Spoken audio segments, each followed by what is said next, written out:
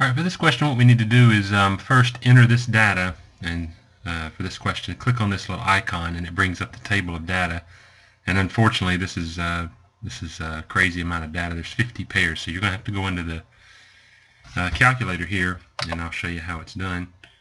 We have the calculator. You'll go and you'll do stat, edit your list, and I've already typed the data in just to save time, but list 1 will be the first column of data, and list 2 will be the second column of data from the problem. Let me pull the problem up, and just to show you that data. So my L1 is this list, and my L2 is this list of data. So it'll take a moment to type all that in.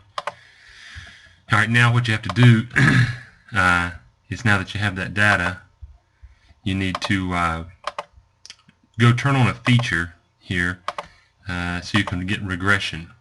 Alright, so let me get out of that. Alright, so if you hit second and go down to 0 to catalog, you'll need to scroll down in that list until you get to diagnostic on.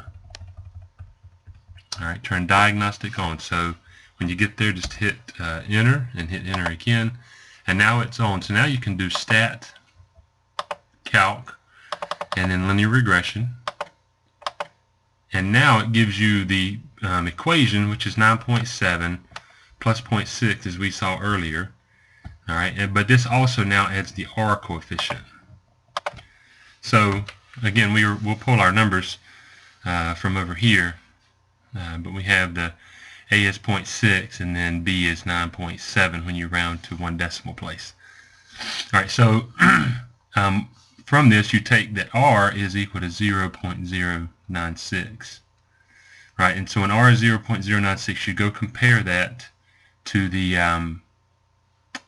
critical values. So let me go get the critical values.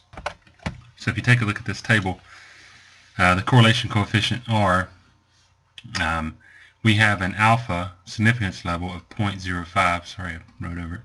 Significance level of 0.05, so we're in this column, and we have to go down to n equals 50 because we have 50 matched pairs. Alright, so therefore the critical value is 0.279. This is less than, right, which means that we must use, for this answer, the best predicted value is the mean. Alright, not the formula. You can't use this when you are less than the critical value. So the mean of the values, let me go show you that on the calculator. Alright, so now with the calculator open, we can clear that out. Now let's just do stat, and we're going to do 2 var stats, and just you have to tell it, it might take it just if you hit enter. Let's see. Yeah, so if you just hit enter, it'll take it. You can also put in L1 comma L2, but it shows you that the mean of column 1 was 1.44, and we're looking for the mean of the second column to get the predicted depth. So right, just to refresh, the depth was the second list of data, which on the calculator then are the y's, and so the y bar, the average is 10.598. So you have that information by having entered all that data. So therefore, when you put the mean in here, that's what when you put the mean, you'll get y bar, and so to one decimal place, 10.598 rounds to 10.6, and that's how you get the answers.